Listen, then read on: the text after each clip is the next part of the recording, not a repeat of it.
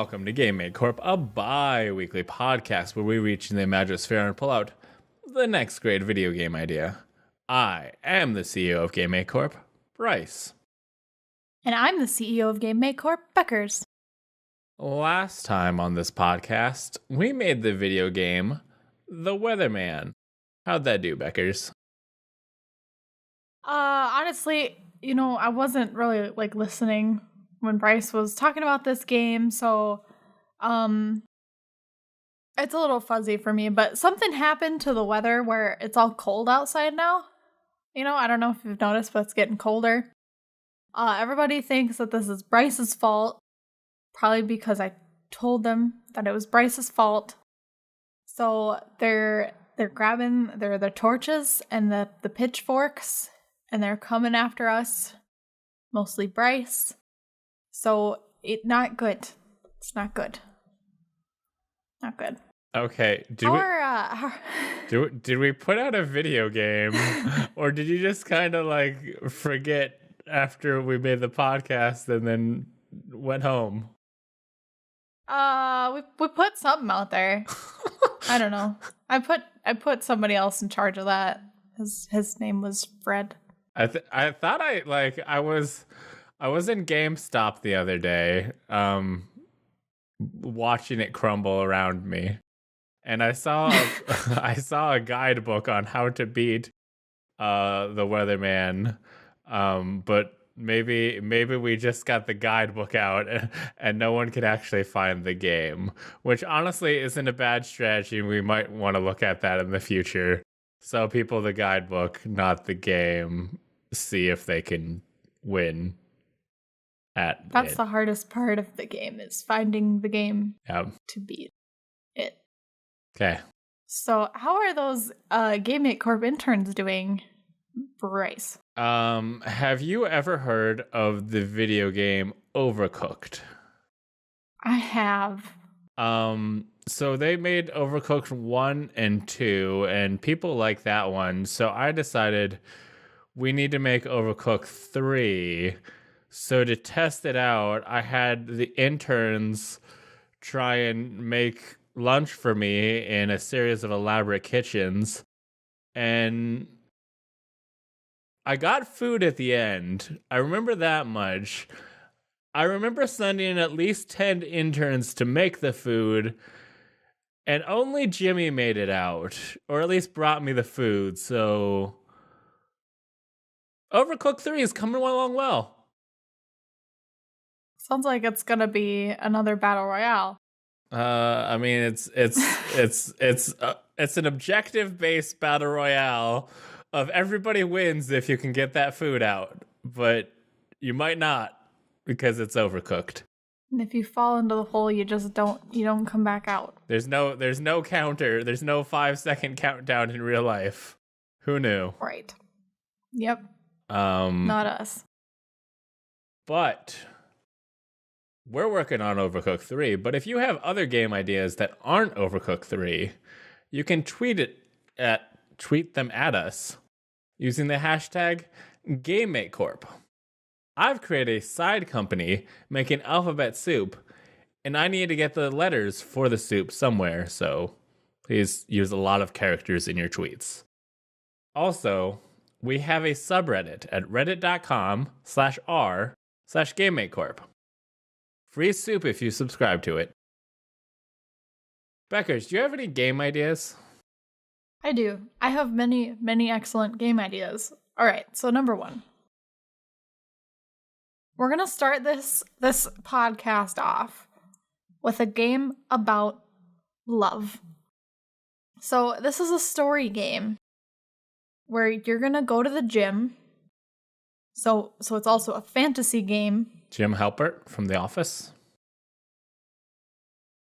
No. The kind of gym where there's these machines that make you healthy is my understanding. So that's a gym. Anyway, you go to the gym, you see another person there who's a real hottie. With a body?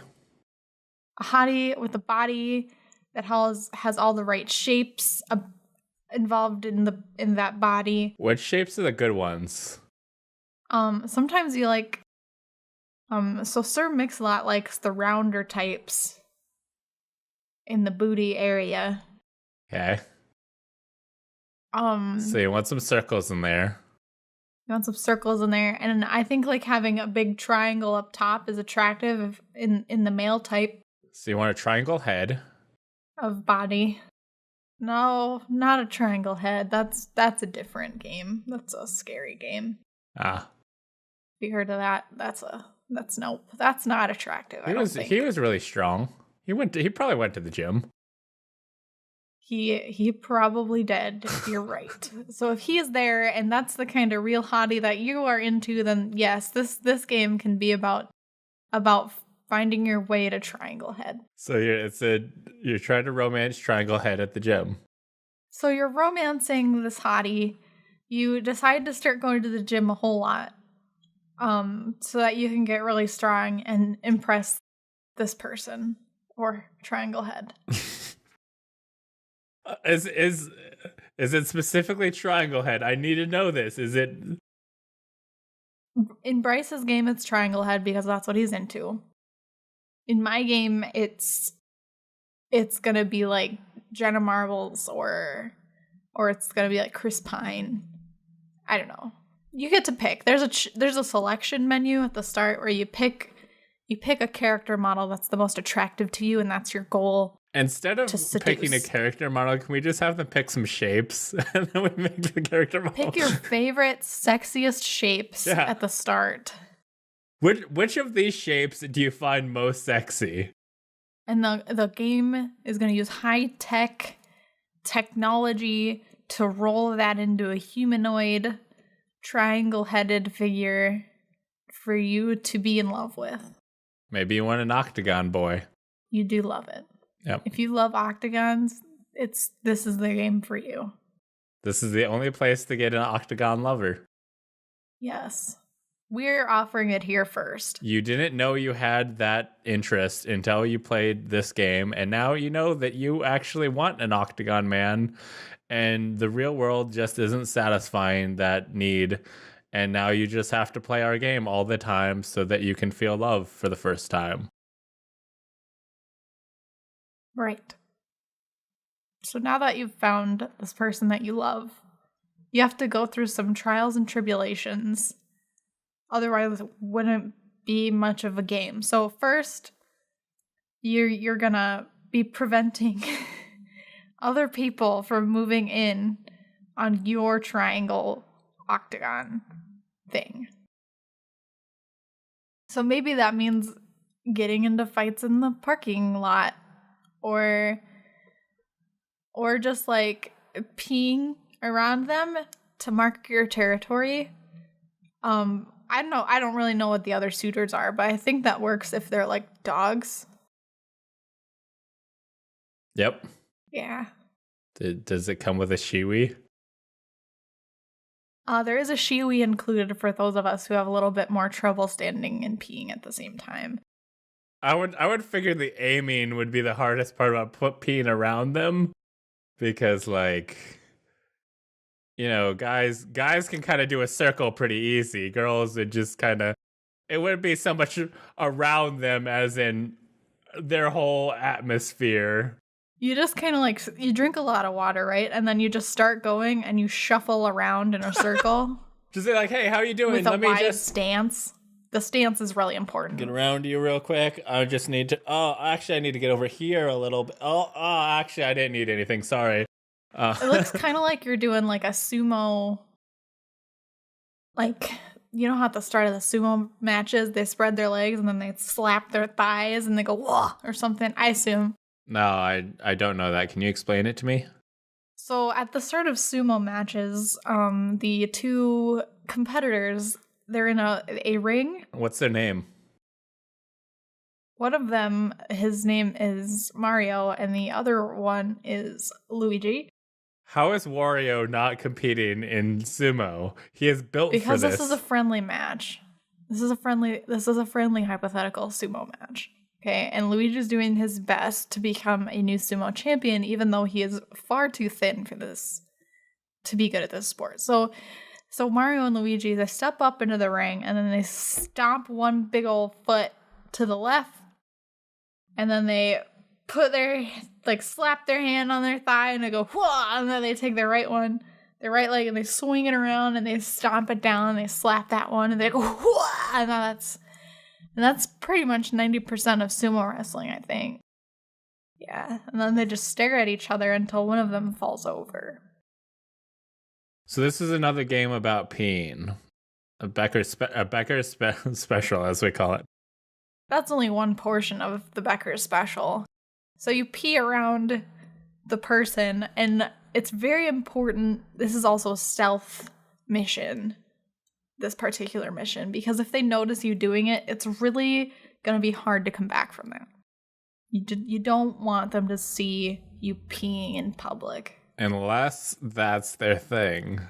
And that's, if you get the 1% chance that it's their thing, then you already won the game. You got to pick the right shapes. You got to know the shape combination to unlock the Pea Master character. The Pea King. Yep. Yes, the public urination king. And then the two of you will be happy together with at least 100 feet from playgrounds and schools for the rest of your lives. Just because you like being peed on doesn't mean that's a bad thing. That's true, but if you're peeing in public, that is a crime. Public urination, trust me, I know, that gets you on a list, and then you can't go to schools anymore. So that's one minigame. One minigame is peeing on them. Second minigame, go on. So I have these boxing gloves.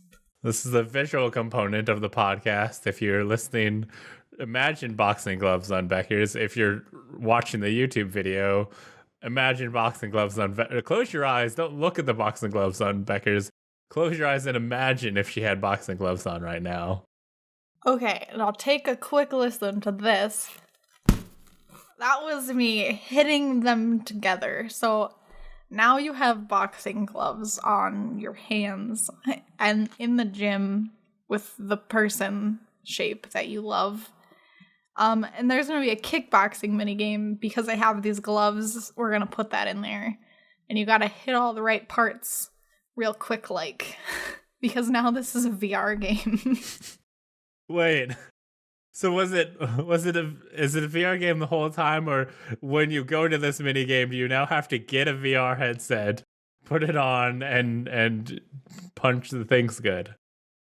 This can just be a different game depending on the platform. The kickboxing is a VR exclusive. / a Wii exclusive. Do they still make those? Probably not. No. We're gonna come up with a game for the old system that no longer is being produced called the Wii for the young children. The Nintendo Switch does have motion controls. Okay, well, it's gonna come out on Wii anyway. Okay, just because no one else... They're still out there. People still have them in their homes, and they're like, I don't know. I guess a new game's out for it. Let's buy it, I guess. Grandma needs something. We're gonna be the only one moving in on this market. It's gonna be a good idea. I feel it. So, that. And then we're going to have a running game. So you know how there's the Wii controller and the nunchuck? I don't know if you ever played this game. Okay. But I had Mario and Sonic at the Olympic Games, and there were running events where all you did was wave your arms really fast. Yep, that's a motion. That's a motion. Thank you. Please do it again. No. So there's going to be some arm waving involved, and then at the end of it, you're going to be very strong. And then, finally... Your character or you, the player? Both, because this is for making you healthy, also. Can we bring out new Wiimotes that have weights in them? They're already in production, man. We got this. Okay. Easy. We're going to have the strongest fan base, just like that time we made a video game jam. Anyway... So we're appealing to them again. Were they but this time with love. We're not just having them dig holes for our amusement. Yes, this time they're going to find love, which is the real desire of all of them, I'm sure. So they weren't there to get strong, let's be honest. That wasn't their end game. So this is the end game, Brace. After all of this, the peeing and the punching, so much peeing. the arms, all of this peeing, your bladder has been exercised more than any part of you. So it's a 20-hour game, and like 10 hours of it's just peeing. It's weird. In circles. Yeah. So after it all, you finally finish the game, and on the end screen, you're standing there and you have found your Swolmate. That's the game. It's Swolemates. I will say that like the peeing around / on someone, if they don't notice, they're probably pretty dumb. You're getting a dumb one. But if they don't notice, I think it will help keep the other people away, because they will be like, that person smells like pee. Maybe not the one for me. But you're like, yes, because that's my pee. I'll take you, Triangle Head. And that's exactly how marking your territory works. No one wants to go near it now that it's got pee all over it. So I have a video game idea. That's good. I'm not sure how you'll top it. Have you heard of Jumanji? Again? I feel like we focused too much on the animals last time when we decided to break animals out of the zoos so that they could be part of a video game board game experience. But there's this one's a video game, because I don't think we can quite encapsulate that aspect of it in the real life. So you seen the Jumanji film. You know how it takes place in the olden days, back in the time when Robin Williams was a young boy, and then he plays Jumanji, and then he grows up, and I thought you were gonna say when Robin Williams was alive. I mean, that's also happened. That was true in Jumanji, but him and the girl play Jumanji, and then he goes into the board game, and the girl goes home, and they stop playing Jumanji, and fun good times, and then other kids play Jumanji, and then the kid gets out. Robin Williams is free. And then they keep playing the game, and there's rhinoceroses and blah blah blah blah blah blah blah. And then at the end of the movie, they finished Jumanji, and the Jumanji game was like, finish the game, and everything goes back the way it was when you started playing the game. And they finish it, and then they time travel back to when they first started playing Jumanji back in the olden days. And they got all the knowledge of, remember those like 50 years we lived? I don't know, it's probably like 30. And they know about computers and cell phones and all that, but they're back in the 50s. So I want to create a video game experience where basically someone they've seen the movie Jumanji. They know about this, and then a Jumanji shows up at their house, and then so they're a clever one. They're real Bryce about it. They play. Oh wow. They play one turn of Jumanji. And then I don't know, a rhinoceros comes out and runs around in the streets, and then like the zoo comes and puts it in the zoo, and everything's fine because animals exist. It's fine. We deal with them. No big deal. And then he puts the game away. He puts it in the closet and puts it in a box that says porn so nobody touches it. and then and then he lives I his feel life. like that would get people to touch it more. When you go into someone's house and you see a box that says porn and you're like, yes, please, let me see what this person's into. Weird. They're into both triangle head, and also all of these pictures are covered in pee. That's interesting. No. They're marking their territory, Beckers. Anyway, so he doesn't play it and he lives his life and all the great things. And then he's an old man now. He's in the hospital. He's gone to hospice. That's the thing. That's where you old people care, right? Doctor? Hospice. That's my medical opinion. The sixth Spice Girl. How many was there? Hospice. There were 5. There were 5. Okay, so this is the 6th. They're doing a reunion tour. They're bringing in the new one. It's Hospice. She's now counting them. Can you please do it aloud so that we can all hear? So, okay, there's Baby Spice. She was my favorite. There was Scary Spice. There were 5. Okay, Baby, Scary, Posh Spice, Ginger Spice. I had one more and I forgot it. Sugar and Spice. That's not it. Baby, Scary, Hospice. Posh, Ginger. There's Hospice, but we're arguing about the 6th. Okay. So now you're an old man. Okay. And basically you have used the Jumanji board game to checkpoint your life. You can say this Sporty Spice.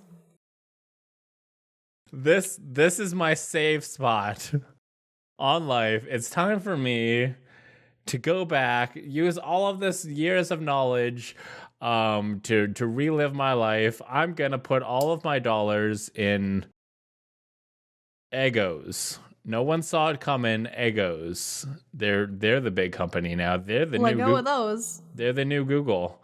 Eggos. Everybody decided Eggos were the new superfruit, and put all their money into Eggos, and then they bought Google, and now they're the new Google and the richest one. So you want to go back and buy Eggos, because they're good.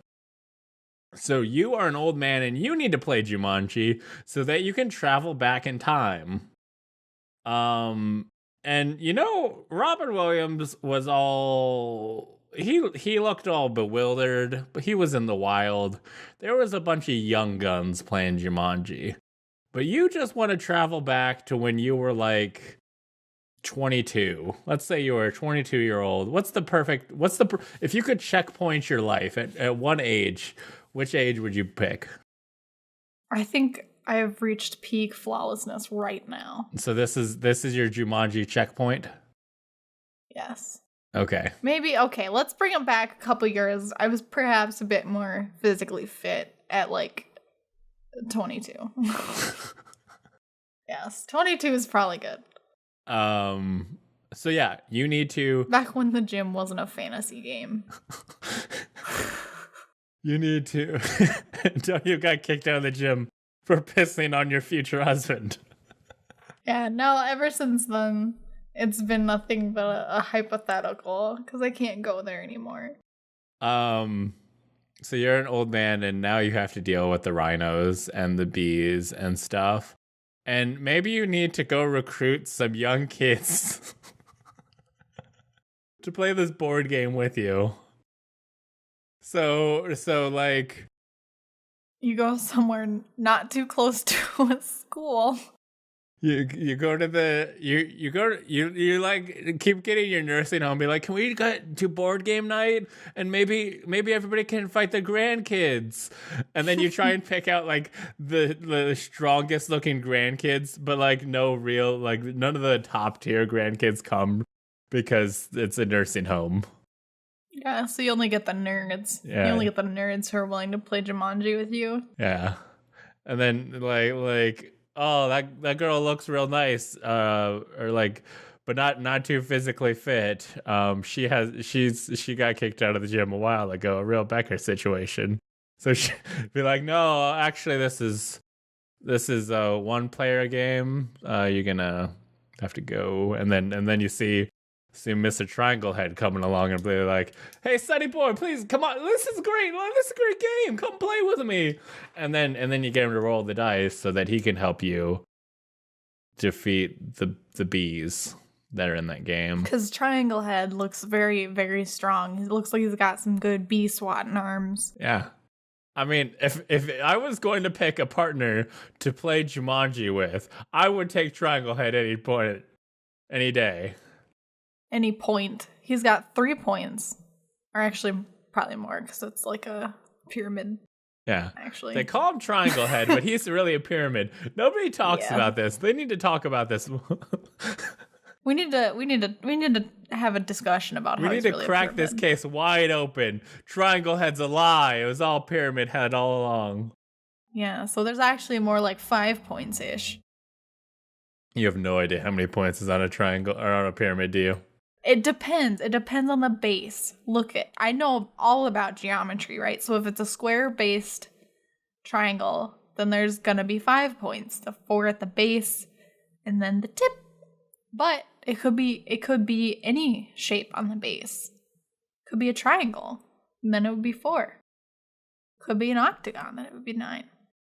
Anybody who is a math major or has access to Google, can they please tweet at Beckers when they discover how many points a pyramid has and tell her that she is correct, or the actual tweet that you would do and say, no, Beckers, that's not, you just said a bunch of things. I'm always right, though. Okay. Ask my husband. No. Okay, so this is a game about playing Jumanji. You're an old man, so you can travel back and redo your life. I was also thinking that basically this is a game where any point you can checkpoint your. Actually, we could incorporate this into other games. And anytime you do a save point, you can do a save point in a game any point you want. But anytime you want to go back to your save, you have to beat Jumanji. Because it works as a save spot, because once you beat the game, things go back to where they were.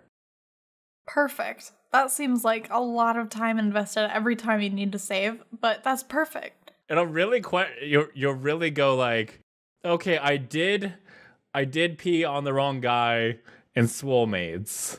I could go back and rethink my decisions, but I do need to beat Jumanji. So do I just continue on with Jimmy Neutron, or do I try and go back and go for the real star, the hexagonal head? Well, technically, I think you could probably pee on somebody, and even if it's not the person you picked, it doesn't really matter, because all it's doing is making everyone avoid them, right? So they're just gonna have a bad day. I'm pretty sure you pee on them, and it's like love juice. You just get that on them, and you basically got to marry them then. Yep. Never pee on someone you don't intend to marry. Well, that's my game idea. You know that we could not make these great games possible if it wasn't for our investors. Can you tell me about that, Beckers? So it's time for our investor shout out, right? So investors, I love you. Aaron C., you're super cool. Congratulations. If you want a shout out, like the Lady Erin. The Lady Erin. The great Lady Erin from the far lands where all the mythical beasts exist. The unicorns. You just called her a beast. No, she is like the queen of the beasts, of the mythical beasts, the unicorns and stuff. She's got dragons up there. Of beasts. If you would like to be like the Lady Erin, you too can subscribe to our Patreon at patreon.com/lastgeek and become an investor and be loved by us forever. For $5. For $5. I love you, Aaron. Well, while everyone is rushing to patreon.com/lastgeek to invest in this company, can you tell me a game idea? I can. So, Bryce, I want to make a game called Panacea. And before we start, I want to ask you if you know what Panacea means. It's the organ that makes it when you drink a lot, you don't die. You're thinking of the pancreas. Okay. However, that is also wrong because it's the liver that does that. So that's two strikes right there. What's the pancreas do? It produces insulin, which breaks down sugar. Is there sugar in alcohol? Okay, yeah, but the liver is what breaks down. Okay, not literally alcohol, actually. If you're just drinking ethanol, there's no sugar in it. So, fuck you. Alcohol is literally like sugar gone alcohol-y. If you leave sugar out too much, you'll become alcohol. Yeah, but the alcohol part is not processed by the pancreas. It's processed by the liver. But if you didn't have a pancreas and you drank alcohol, would you die? I don't know. I don't think so. I don't know. If you don't have a pancreas, you're going to have a bad time regardless, I think. Can you stop that? Oh my God. I'm really glad that our listeners who aren't seeing the video, I'm very glad they didn't see that because I'm experiencing some secondhand embarrassment right now. And I'm glad you can be spared from that. Anyway, so let's talk about this game. So, Panacea. Let's do it. It means a cure-all. It means something that cures everything. So like in Final Fantasy, the Panacea removes all the stuff, like the poison and the blind and the venom. It cures all the stuff. That's what the liver does, Beckers. You're trying to trick me again. So, I want to make a game called Panacea. Pancreas. I'm picturing a game that's the opposite of pandemic. So it's Panacea, pandemic. Actually, I'm realizing, it's the opposite of Plague Inc., not pandemic. Is it a game where you are the magic school bus and you have to go into somebody's body and then fight off all the little microbes and stuff and cure them? Did you ever see that episode of Futurama where Fry ate a sandwich with worms in it, but then they were good From worms a truck stop, yeah. and then they made him real good? And then Leela tried to defend the worms. Yeah, and then it was good. And then he went inside and fought his own worms, but it was a real cute episode. It ended with him playing the music bad. Cried. That was a good show. But then they brought it back and it was less good. So on this Futurama podcast, we will. Do you know what Plague Inc. is? It's you make bad things and get them around the world. Yeah. So you make a plague and you try to kill all the people. You infect all the people, then you kill all the people. I'm pretty sure Pandemic is the same thing. Pandemic, the board game, I think it's about curing it. Or preventing it. I think Pandemic, you're trying to cure it, but the Pandemic video game, you're the disease. Yeah, that's what I thought. Okay, so let's roll it back. I want to make a game because it sounds better. It's more appealing vocally to say Panacea is the opposite of pandemic. Right. So I want to make a game that's the opposite of pandemic called Panacea. So you're developing a drug because I'm a drug doctor. A drug that's going to kill bacteria and viruses, and it will cure all the symptoms, and it'll do all that stuff.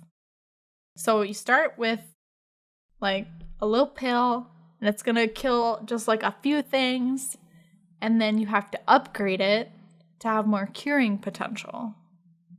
It's because you want your drug to cure all the diseases in the whole world. See, it's such a positive game. But if you think about pandemic, probably what happens, I'm thinking of Plague Inc., but probably what happens is whenever you upgrade your plague, what happens is it can mutate and it can be bad and not do what you want. So when you're developing this drug and you upgrade it, so maybe now it cures coughs or something, now you upgrade it and it mutates a side effect with the drug. Okay. Right? So now you don't cough anymore, but also you can't help but punch stuff. It's a very serious condition called spontaneous punchosis. Okay. It's neurological. So it's not a cure-all because it has a side effect. Listen, Bryce. If it cures cancer, it's not maybe someday it'll cure cancer. Then it's not a cure cancer. Or, well, then it's not a cure-all, it's a cure cancer. If I have a cough... Panacea's the goal. If I have a cough, I'm not going to take chemotherapy. Yet. Because we haven't invented the panacea yet. Okay. So you're gonna work towards your panacea just like you would work towards your pandemic, right? You're not gonna start off with the perfect drug. Sometimes it's gonna make you feel like someone's pinching your butt all the time, but okay. So do you like start off with an amount of money and then you can pick like you start off as like a cough medicine, and you're like you can be like, these are the things that cure. This is how much it costs to develop this medicine, and you'll be like, cough medicine, that a lot of people need that. It costs like $5,000 to make. I have 10,000, blah blah blah, and then you can start generating money by selling the thing, and then as you go, you can upgrade it. So now it also is cough medicine, but also helps with the flu. But by upgrading it, you do risk a side effect like that. And like, if the side effect is bad enough, people might stop buying it. So you might not be getting money as much, but your hope is to upgrade enough to create the panacea. But while having to worry about, you can't roll so hard that people stop buying your drug, because then you'll never be able to keep upgrading. Because if you keep upgrading, you can remove your side effects, but you got to manage your money while managing your ambition. That was very succinct. Well done. And you can do some like research to roll back the side effects, that kind of stuff. You can do some research to make your drug less terrible, but really, that's not the best option because you're still not moving forward with your drug. Sometimes it's right. I don't know. I haven't, hashed out all the silly details for silly. Can you also like just spend money on marketing so that when you do roll like a punch side effect, you can go like, cough medicine, but also you're gonna get so fit from this because of all the punching you're doing. Perfect. That's one of the branches you can go into in your research tree is marketing, where people think that this drug is the best, and then like a PR branch where you can just hush up all the people having a terrible time. And I mean, what's the difference between PR and marketing? Because PR is where lawyers go. No, I'm pretty sure that's legal. Do I look like I'm a CEO of a company or what? I mean, at the moment, no, not especially. That's so rude. That's so rude. Okay, I'm the CEO of a company. What do you expect? I have a fancy glass. Wow. I don't. Tell me more about your game. Okay, well, so you're gonna go and cure all the world, and that's the game. Okay. And then you have to manage your money and make it so people still want to buy your drugs so they can make more. And then in the end, you cure everything in the whole world. Yep. And there are no viruses or bacteria or fungi to hurt people anymore. So then no one's buying your drug because they don't need it anymore. So you go bankrupt. You go straight from multi-gazillionaire to bankrupt because you were very poor at managing your money because no one's buying your stuff anymore. You have no more income. Okay. And then the world's really overpopulated now because no one's dying of stuff. And then we eat up all the resources on the planet, and then you find out that you actually killed everyone by curing everyone. It's a life lesson game. I thought it was going to result in you creating a virus to try and kill people so that you can get stuff done. I was actually thinking about it, just like then you become like an assassin company to try and save the world again. Or you could just manage. Well, I mean, I guess that would help you specifically of just managing your money. Or you could introduce sterility into the water supply. I mean, that you could, that's probably a side effect that'll come from it, and maybe you can just like leave that one in. If you develop that side effect, then you've extra saved the world. You just leave that one. You're good. If you ever get sick and have to use our medicine, you don't get to have kids. Now kids can only be born out of test tubes because everyone's sterile. I think there's a movie about this. I mean, there's Children of Men where like people don't have kids and then somebody has a kid and then it's a thing. I don't know. It's a thing. Yep. Well, I think that this game is the best. You know what else is a thing? Charles and the Chocolate Factory. Now, have you ever heard of Charlie and the Chocolate Factory? Of course. Like any sane human.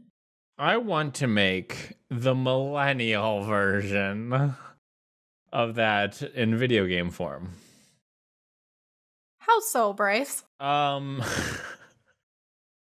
Instead of it being a bunch of like, I don't know, 10-year-olds, how old do you think they were in the first movie?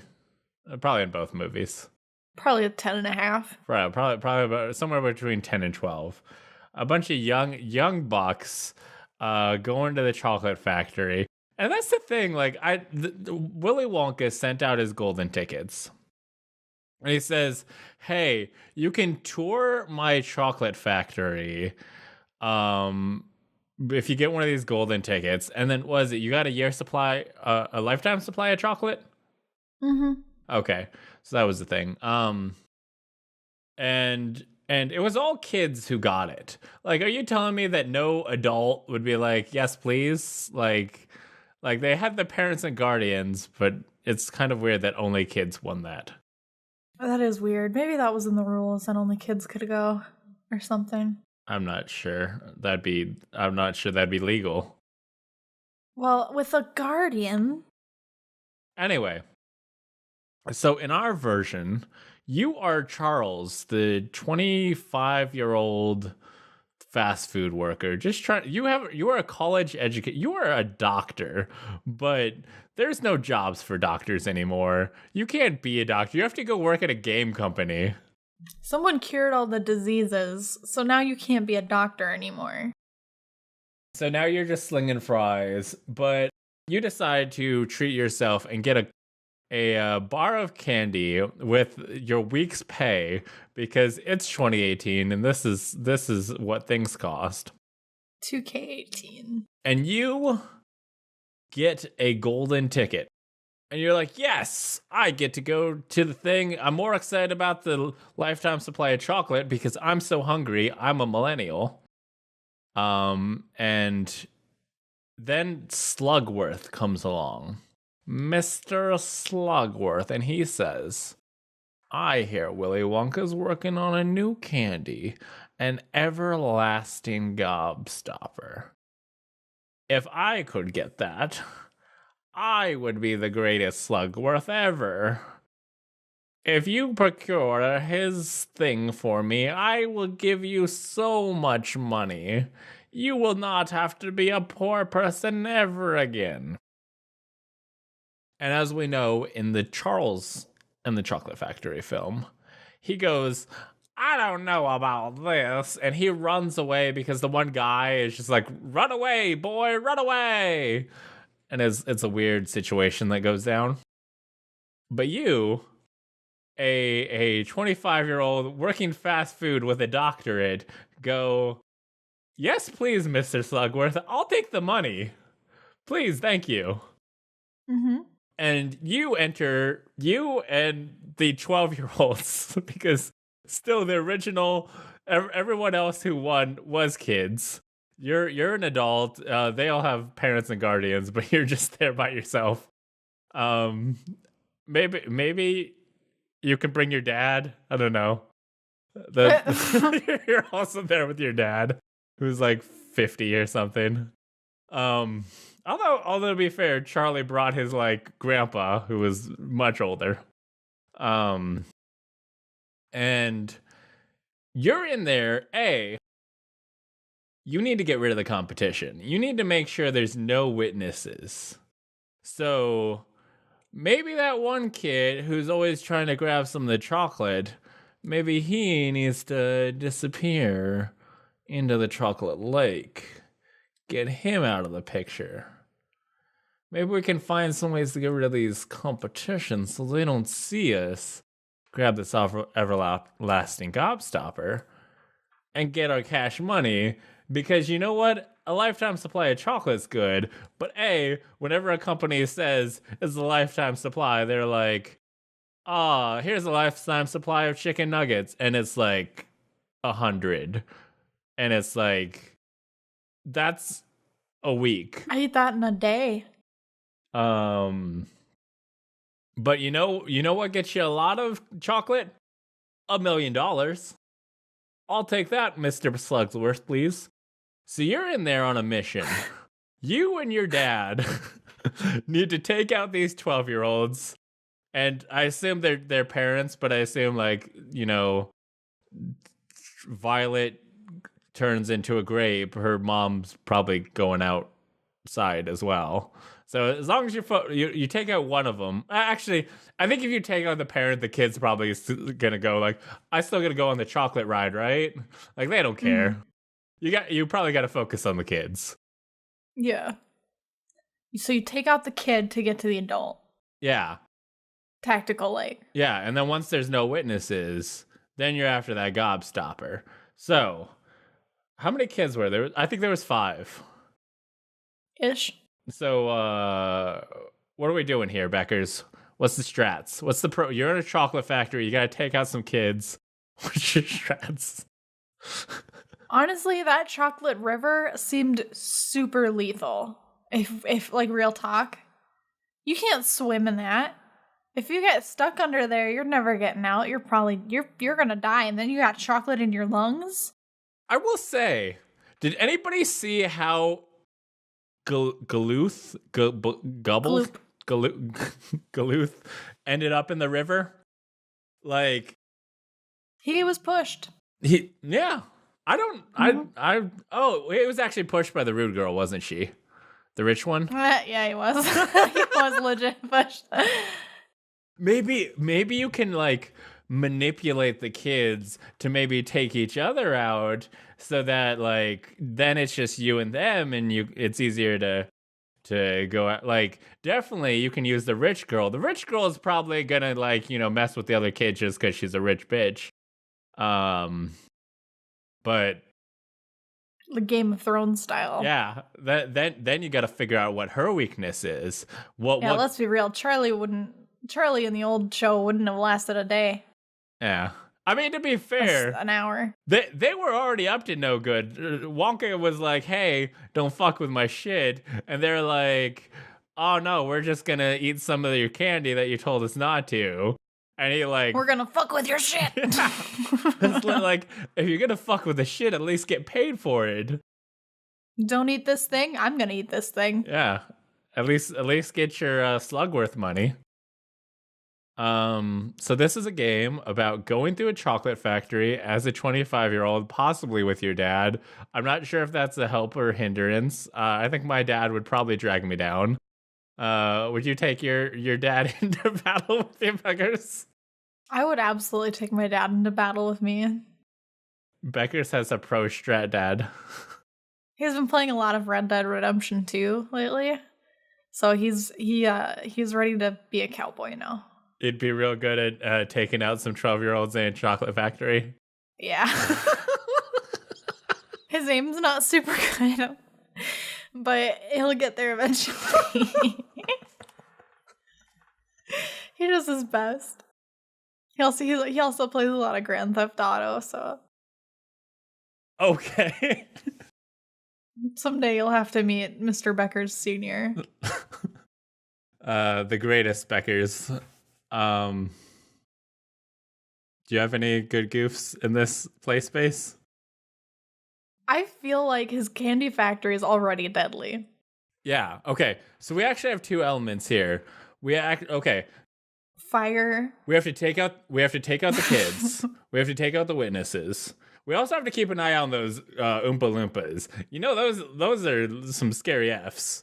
2, we need to get that ever-laughing gobstopper. Which I feel like they maybe... I can't remember if Charlie actually stole it, but then gave it back. I feel like he took it and gave it back at the end. They gave everyone the gobstopper. That's it. And they were supposed to just keep it. Yeah. Okay. Because the slug dude was a plant. He wasn't the real slug dude. Yeah. But we know, we have connections. We know where the real slug dude is. This time it is the real slug dude. Yeah. So I think it would be really easy to recruit the Oompa Loompas to get them on your side. Also, did the other kids get the slug dude? What was with, like, how did the slug because the kid got the golden ticket and slug dude was right there. I think they all got the slug dude because if I remember correctly, Charlie is the only one who didn't accept the offer. Well, all the other kids seem to be obviously rich girl doesn't give an F. Fat boy just wanted lots of chocolate. TV kid didn't really seem to care. He was just like, whatever. I was just eating stuff and I got this thing and mom and dad told me I had to come, so here I am. Wait, here's a giant TV. This is what I'm into. I'll take that. Okay. Fat kid. Violet? I don't remember what Violet's thing is. I just know she really liked purple. She was one of those purple people who, if you like purple, you really like purple. Yeah, she was a purple people, so like she really had to watch out for those purple people beaters. And she didn't really do anything. Wait, no. I guess she was over eager. I think that was her sin. Oh yeah, that's the thing. Her sin was greed. She wanted more. That was her thing. All of the kids represent the 7 deadly sins.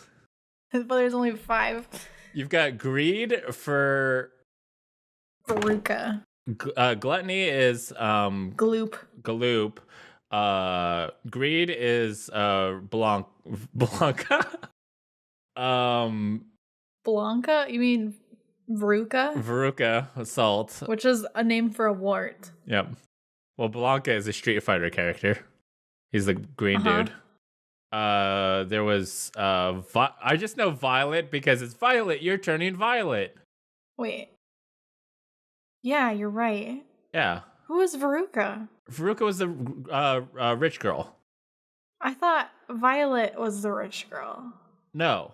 The rich girl was the one who wanted the golden goose.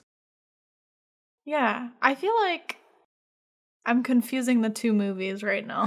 Violet was the one who Willy Wonka was like, hey, we got this like experimental candy.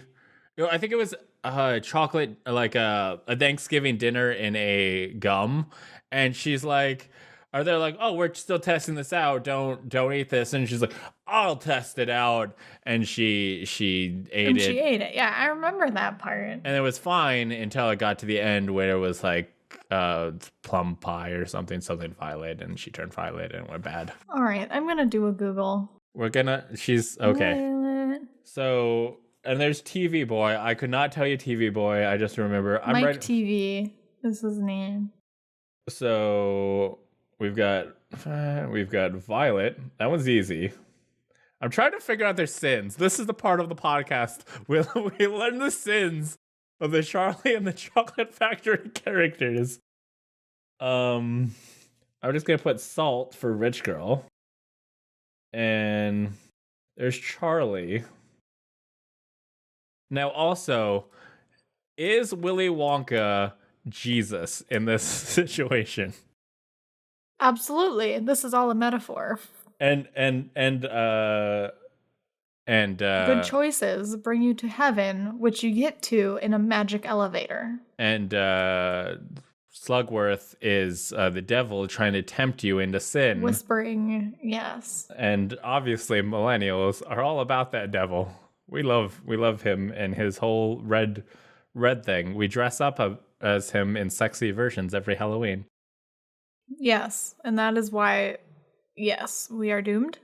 Right. Remember in the hit movie, The Three Witches, and it's Hocus Pocus? Yeah, that hit movie.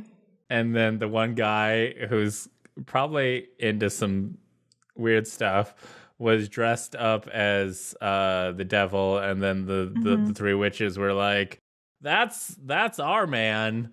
Let's go ask him what he wants us to do, because we're all about him. And then it turns out he had a wife that blew up his spot because he was totally trying to get into some freaky shit with the three sisters.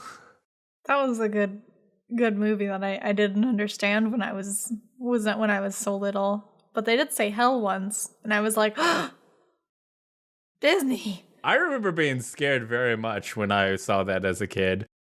Well, the cat got run over. There was a lot of the guy, this zombie dude with his mouth sewn shut was freaky as a freak sitch. Yeah, I didn't like him. He was spooky. Yeah, and I'm sure the adults were like, this is so not scary. I saw Friday the 13th, and that one was a little scary. I peed a little bit, but it was okay because it was on Pyramid Head, and he's into that. Oh my God. I'm never gonna, I don't think I'm ever gonna be able to leave that part of my life behind. Did you figure out who the kids are? Or did you forget halfway in? And they're both in it, and I guess, yeah, because Veruca's the rich girl. I don't remember what there was about Violet except for the fact that she became a Violet. Yeah, she was just over eager. So Gluttony is defo a gloop. Veruca's Salt is greed. What's the 7 deadly sins? Okay, so let me think about Full Metal Alchemist. Yeah, that's definitely where I go. Gluttony, greed, wrath, envy, sloth, pride, and there's one more. Hold on. I'm missing it. What the hell am I missing? Violet's definitely... Lust. I'm just, so innocent. I'm going to say Violet's pride, because she was like, I can handle this. Don't worry about it. Yeah, she's pride for sure. What is TV Kid? Sloth? Oh, maybe. He might be... Because he didn't want to come? I would say either Sloth or Wrath, because he was kind of a dick. But they were all a little bit of a dick. They're all kind of but dicks. We'll say Sloth. And then And yeah, Charlie. Charlie's the Hufflepuff of the situation. So He who is without sin yeah. Well, becomes the new Jesus. so I'm saying Charlie's Jesus and Willy Wonka's God. Oh. Because he sinned. We're getting a bit blasphemous here. But he was forgiven. his acts forgave them for their sins. I think the moment that we compared Willy Wonka to the 7 deadly sins was the moment we entered blasphemy territory. I'm picturing our art for this game, like the game cover, as like a cross. And Charlie, oh my god. No. I can't do this. It's not. I can't. This is too much. So this is a game where you have to take out... I feel like someone's gonna bust my door down and tell me no. This is the Spanish Inquisition. You've committed crimes against the church. So you gotta take out some sinful kids who have, you have to figure out their sins. There's 7 deadly sins and figure out how to push them into the chocolate river. Then you have to hunt them down like Blade. Okay. Yep, he does that, I guess. Now they're bad people. And not just children. And then after you've got the witnesses out, then you have to get the gobstopper, which I guess he actually gives to you right away. Yeah, so mission success. I was gonna say. So actually, after you take the other kids out, then you actually have to just make sure you don't fall prey to your own sins, and don't. So part of the game's resisting temptation. Which honestly, Charlie failed because he and his grandpa went all floaty up and almost got chopped up by the blades. Mm-hmm, and then they had to burp. Yeah. To save their lives. Burp for your life. They would fail the Charles and the Chocolate Factory video game. But our gamers are the program gamers. Gamers rise up, and they're going to do good. I believe in you, players. You're the ones. You wouldn't buy our games if you weren't the best. Okay, so resist the temptation, get to the end. He gives you a gobstopper. To stop your gob. Don't give it back to him. I do not care if the ticket said you can only have the year supply of chocolate if you get through the factory alive. Nobody read that on the ticket. It's there. Fine print. No one took that seriously. Yeah. They're like, why wouldn't we make it through a chocolate factory? What kind they just make chocolate there. Weird. And then you take it and you drive to Mr. Slugsworth's house and you get your money. Because get yours. It's 2018, people. Get yours. Start a video game company. Do great things. We believe in you. End scene. That got away from me a little bit. Okay. Do you think do you believe in our gamers, Speckers? I do. I think that they can walk this moral tightrope somehow. Okay.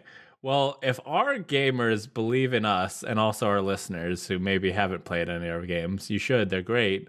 If they enjoyed the podcast, what can they do? They can rate and review us on iTunes, Stitcher, and Podchaser. They can also subscribe to the podcast and do that other thing I did with the They can subscribe to the podcast on YouTube or their podcast service of choice, because we're on all of them that I have ever heard of and more. And then go to one that you don't like, and you can also subscribe there to all of them. Yeah, just to be sure. If we need to receive every podcast services, you need to download it there every 2 weeks. Or just the one if it's too much. Don't feel pressured. Maybe feel a little pressured. At least one. It makes me sleep better. Somewhere between 1 and 20 at least one. Yeah, but at least one would be good. Yep. Just to be sure, yeah. Okay. All right. Where can people find you, Bryce? Last Geek on Twitter, Last Geek Plays on Instagram, lastgeek.com. That's all of them, maybe. Go ahead, Beckers. Where can people find you? They can find me on Twitch at Dr. Beckers with an S, or on Twitter at Dr. Beckers with a Z. That's where you can find me. Yes. Yep. We also have a Twitter account, Game Make Corp. An intern runs it. He watched the movie Demolition Man, and now he's confused about his life. Thank you for listening to this great podcast, and remember, have fun.